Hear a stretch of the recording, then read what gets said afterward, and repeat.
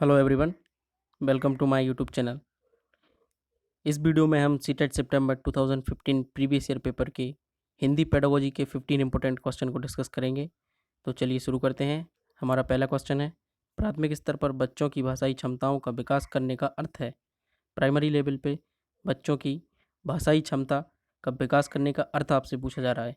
Option number 1 है भाषाई नियमों पर अधिकार। ऑप्शन नंबर 2 भाषिक संरचनाओं पर अधिकार। ऑप्शन नंबर 3 भाषा प्रयोग की कुशलता पर अधिकार। और ऑप्शन नंबर 4 है भाषा अनुकरण की कुशलता पर अधिकार।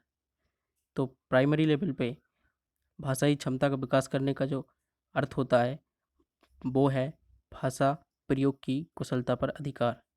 अगर आप भाषा प्रयोग करने में कुशल हैं तो आपकी भाषाई क्षमता डेवलप मानी जाती है।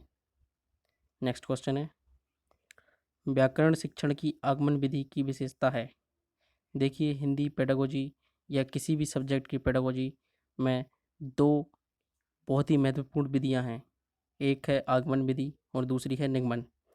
आगमन को इंग्लिश में बोला जाता है इंडक्टिव मेथड और निगमन को इंग्लिश में बोला जाता है डिडक्टिव मेथड। आगमन विधि क्या होती है? आगमन विधि में हम उदाहरण से नियम की ओर चलते हैं। अर्थात अगर आपको कोई भी चीज़ समझाना है तो आप पहले उस से संबंधित उदाहरण बच्चे के सामने प्रस्तुत करेंगे और उसके बाद नियम को बताएंगे। और निगमन विधि में इसका जस्ट अपोजिट होता है। पहले संबंधित विषय वस्तु का बच्चे को नियम बताया जाता है और उसके बाद उदाहरण समझाया जाता है। तो आपसे यहाँ पूछा गया है व्याकरण शिक्षण की आगमन विधि की विशेषता है।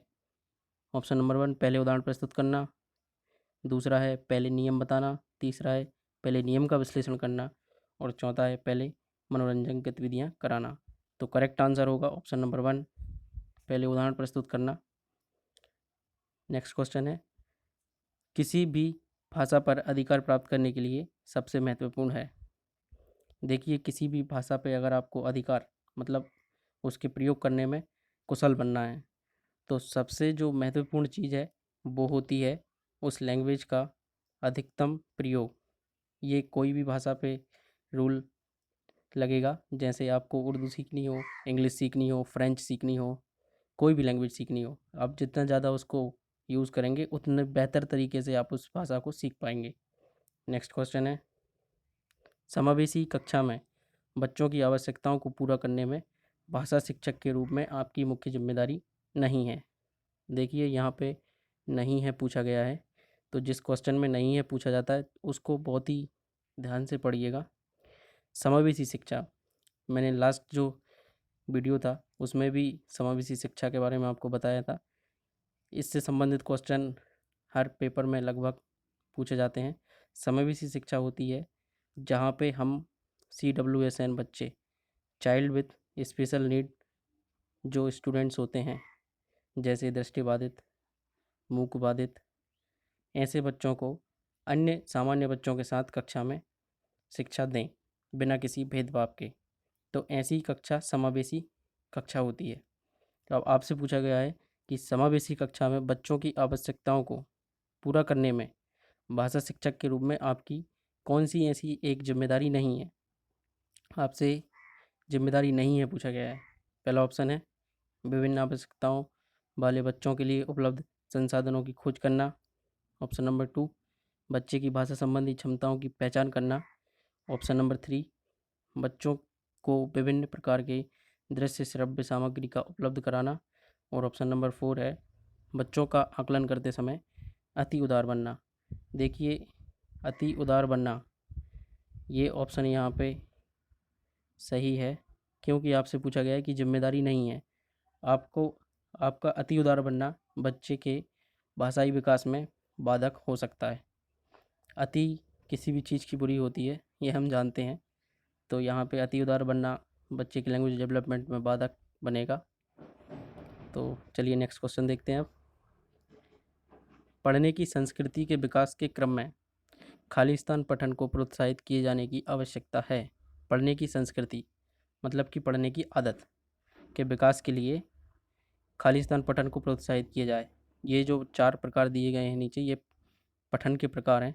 इनमें से कौन सा है जो पढ़ने की आदत के विकास में महत्वपूर्ण होगा? पहला है सामूहिक, दूसरा है व्यक्तिक, तीसरा है सस्वर और चौथा है मौन। सामूहिक मतलब कि ग्रुप में पढ़ना, व्यक्तिक यानी कि इंडिविजुअल, अलग अलग एक एक बालक द्वारा पढ़ना, सस्वर मतलब होता है बोल के पढ़ना, और मौन मतलब साइलेंटली पढ़ना।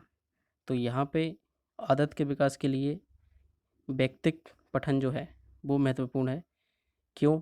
वो इसलिए कि अगर व्यक्तिक पठन कक्षा में करवाया जाता है तो उसमें प्रत्येक बच्चे को पढ़ने का अवसर दिया जाता है और हर एक बच्चे में पढ़ने की आदत का विकास हो पाता है। नेक्स्ट क्वेश्चन देखते हैं।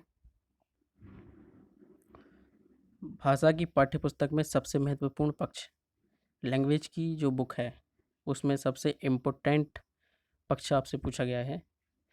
नंबर 1 है कागज़ की गुणवत्ता, मतलब पेपर की क्वालिटी उस बुक की। ऑप्शन नंबर 2 है आकर्षक चित्र, अट्रैक्टिव डायग्राम्स। ऑप्शन नंबर 3 है पाठों का उद्देश्यपूर्ण चयन, और ऑप्शन नंबर 4 है अभ्यासों की बहुलता, मतलब ज़्यादा से ज़्यादा एक्सरसाइज दी हों। तो जो करेक्ट आंसर है यहाँ पे वो है पाठों का उद्देश्यपूर्ण चयन, क्योंकि अगर लैंग्वेज को बनाते समय जो पाठ चुने गए हैं उनको चुनने का उद्देश्य स्पष्ट है तो वह भाषा की पुस्तक बच्चों को बहुत ही हेल्पफुल रहने वाली होगी। नेक्स्ट क्वेश्चन है समग्र भाषा पद्धति पर आधारित कक्षा। समग्र भाषा पद्धति पर आधारित कक्षा की बारे में 4 कथन दिए गए हैं, इनमें से हमें सही को चुनना है। तो समग्र भाषा पद्धति क्या होती है पहले आप ये समझ लीजिए। समग्र भाषा पद्धति, होल लैंग्वेज मेथड, इसमें क्या होता है कि लैंग्वेज की क्लास के अलावा अन्य जो कक्षाएं होती हैं उन कक्षाओं के माध्यम से भी लैंग्वेज डेवलपमेंट को देखा जाता है या उसमें मदद की जाती है। जैसे जैसे आप मान के चलिए कि गणित की क्लास है और गणित की क्लास में भाषा वाले संबंधित जब प्रश्न आते हैं तो बच्चे उस प्रश्न को पढ़ते हैं या शिक्षक उसको पढ़ते हैं। तो उस कक्षा के दौरान भी यह ध्यान रखा जाता है कि बच्चे के द्वारा जो भाषा का प्रयोग किया जा रहा है वो सही है कि नहीं, और उसको सही करने के अवसर भी दिए जाते हैं। कुल मिला के लैंग्वेज डेवलपमेंट में मदद ली जाती है अन्य कक्षाओं के माध्यम से भी। तो ये होती है समग्र भाषा पद्धति। अब ऑप्शन देखते हैं हम।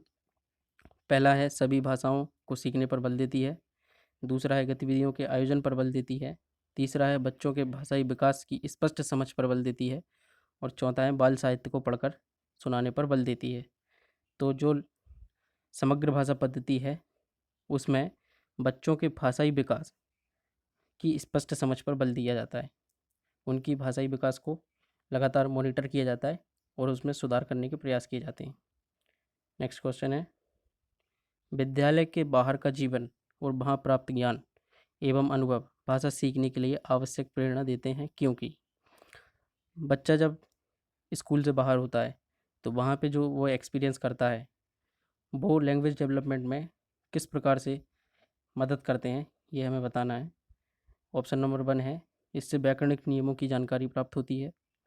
देखिए बाहर जो जन सामान्य की दैनिक जीवन की भाषा होती है उससे व्याकरण नियम स्पष्ट नहीं होते, उसको यूज़ देख के कोई बता नहीं सकता कि कैसे इनमें व्याकरण नियम प्रयोग हो रहे हैं। ऑप्शन नंबर 2 है मानक वर्तनी का सम्यक ज्ञान मिलता है। ऑप्शन नंबर 3 है लेखन की विभिन्न शैलियों का परिचय मिलता है, और ऑप्शन नंबर 4 है समृद्ध भाषिक परिवेश मिलता है। ये करेक्ट आंसर है। लैंग्वेज इनरिच इन्वायरमेंट उसे बाहर मिलता है, क्योंकि भाषा से समृद्ध परिवेश में जब बच्चा होता है तो लगातार सीख के उनसे सुन सुन के वह सीखता रहता है। नेक्स्ट क्वेश्चन है पहली पहली कक्षा में प्रवेश लेने से पहले आमतौर पर बच्चे जो फर्स्ट क्लास होती है उसमें प्रवेश लेने के पहले बच्चों की जो भाषा है वो किस प्रकार होती है ये हमसे पूछा गया है। ऑप्शन नंबर 1 है तुतलाकर बोलते हैं, ऑप्शन नंबर 2 पठन लेखन में दक्ष होते हैं, ऑप्शन नंबर 3 स्व अभिव्यक्ति जानते हैं, ऑप्शन नंबर 4 भाषा के व्याकरणिक नियम जानते हैं। देखिए व्याकरणिक नियम तो बच्चे नहीं जानेंगे, पहली कक्षा में कैसे व्याकरणिक नियम जान पाएंगे, इसको आप एलिमिनेट कर सकते हैं। तुतलाकर बोलते हैं ये तो उनका एक तरह से मजाक उड़ाना हो जाएगा, इस प्रकार के कथन कैसे सही होंगे। और सेकंड बच्चा पठन लेखन में दक्ष, पहली क्लास में बच्चा पठन लेखन में दक्ष होता है क्या, ये आप भी जानते हैं। तो करेक्ट आंसर यहाँ है सब अभिव्यक्ति जानते हैं, मतलब वो बोल लेते हैं जो उनको ज़रूरत की बातें बोलनी होती हैं। जैसे पानी पीने के लिए बोलना, खाने के लिए बोलना, इतनी अभिव्यक्ति वो पहली कक्षा में प्रवेश के पहले भी जानते हैं। चलिए अब नेक्स्ट क्वेश्चन पे चलते हैं। सुरभि अक्सर ड़ा वाले शब्दों को गलत तरीके से उच्चारित करती है, आप क्या करेंगे? सुरभि एक स्टूडेंट है और वो ड़ा वाले जो शब्द होते हैं उनको गलत तरीके से प्रोनाउंस कर रही है। अब इसमें सुधार के लिए आप क्या करेंगे? उसे ड़ा वाले शब्दों की सूची पढ़ने एवं बोलकर अभ्यास करने के लिए देंगे। ऑप्शन नंबर 2 है उसे ड़ा वाले शब्दों की सूची पढ़ने एवं लिखकर अभ्यास करने के लिए देंगे। और ऑप्शन नंबर 3 है उसे ड़ा वाले शब्दों को अपने पीछे पीछे दोहराने के लिए कहेंगे। या ऑप्शन नंबर 4 उसे सहजता के साथ अपनी बात कहने के लिए प्रोत्साहित करेंगे। तो करेक्ट आंसर है ऑप्शन नंबर 4। वो क्यों? वो इसलिए कि अगर आप उसको सहजता के साथ अपनी बात कहने के लिए प्रोत्साहित कर रहे हैं तो उसके अंदर कॉन्फिडेंस बिल्डअप होगा और वो नेक्स्ट टाइम उस टाइप के वर्ड जब उसको मिलेंगे तो वह घबराएगी नहीं और उसको बोलने का प्रयास करेगी। इसलिए यहाँ पे करेक्ट आंसर ऑप्शन नंबर 4 है। नेक्स्ट क्वेश्चन पे चलते हैं। प्राथमिक स्तर पर पढ़ने की क्षमता का आंकलन करने की दृष्टि से सबसे अधिक महत्वपूर्ण। प्राथमिक स्तर पर पढ़ने की जो क्षमता है उसका आपको असेसमेंट करना है, आंकलन करना है। तो उसके लिए सबसे महत्वपूर्ण क्या होगा? वर्णों की पहचान, विराम चिन्हों का ज्ञान, पढ़ने में प्रवाह या अर्थ का निर्माण। तो अर्थ का निर्माण सबसे महत्वपूर्ण होता है पढ़ने की क्षमता के लिए, क्योंकि अगर आप पढ़ रहे हैं और अर्थ का निर्माण नहीं कर पा रहे तो वह पढ़ना किसी काम का नहीं है। इसलिए प्राथमिक स्तर पर पढ़ने की क्षमता का आकलन करने के लिए अर्थ का निर्माण जो है वह सबसे अधिक महत्वपूर्ण पक्ष है। नेक्स्ट क्वेश्चन है, भाषा की कक्षा में कहानी सुनाने का मूल्य उद्देश्य। लैंग्वेज की जो क्लास है उसमें अक्सर टीचर्स कहानी सुनाते हैं, उसका जो मूल्य उद्देश्य है वो आपसे पूछा गया है। बच्चों का मनोरंजन करना, बच्चों को एंटरटेन करना कह रहा है। ऑप्शन नंबर 2 में बोल रहे हैं कि बच्चों की कल्पना शक्ति का विकास, मतलब जो थिंकिंग स्किल है बच्चे की वो डेवलप करना। और ऑप्शन नंबर 3 है बच्चे में सुनकर दोहराने की आदत का विकास। और ऑप्शन नंबर 4 है बच्चे को अनुशासन में रखना। तो कहानी का और जो पहेलियाँ होती हैं उनको क्लास में बच्चों के सामने प्रस्तुत करने का मुख्य जो उद्देश्य होता है वो होता है बच्चों की कल्पना शक्ति का विकास। अब जैसे आप किसी कहानी को सुना रहे हैं तो आप बच्चे से सुनाते समय रोक के बच्चे को बोलते हैं अब आप सोचिए अब आगे क्या हुआ होगा, या कहानी में ऐसा नहीं होता तो फिर कैसा होता। इस तरीके के क्वेश्चंस बच्चों से किए जाते हैं ताकि उनमें जो सोचने की क्षमता है, कल्पना शक्ति का उनके अंदर विकास हो पाए। नेक्स्ट क्वेश्चन पे चलते हैं।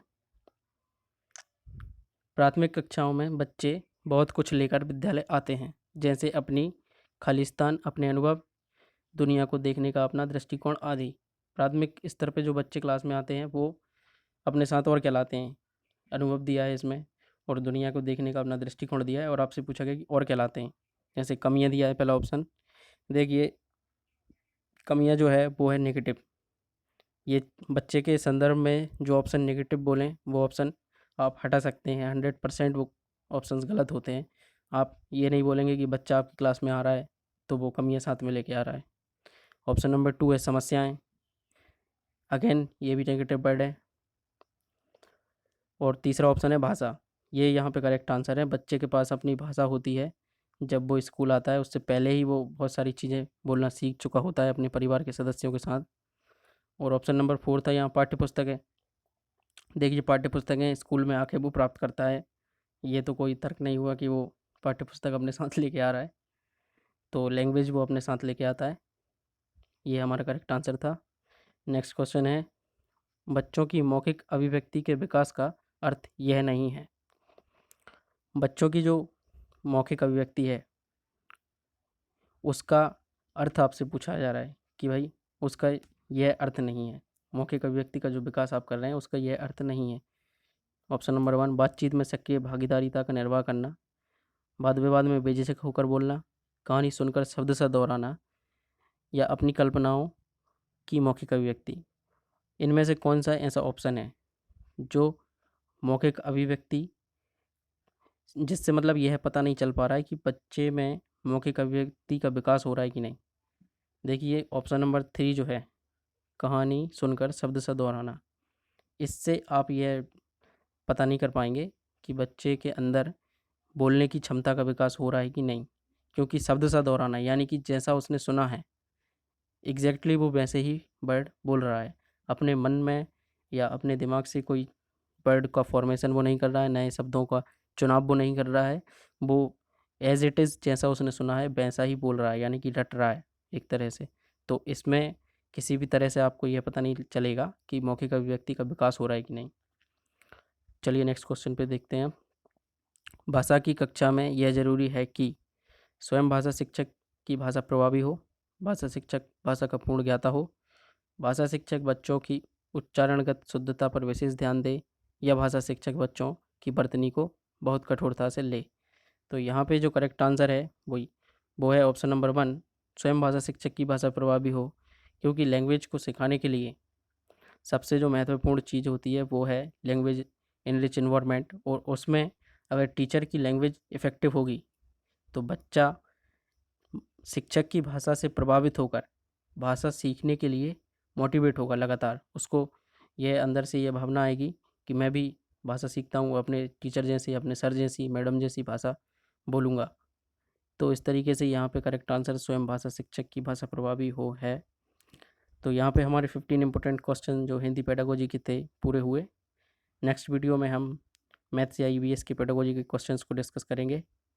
Thanks for watching the video.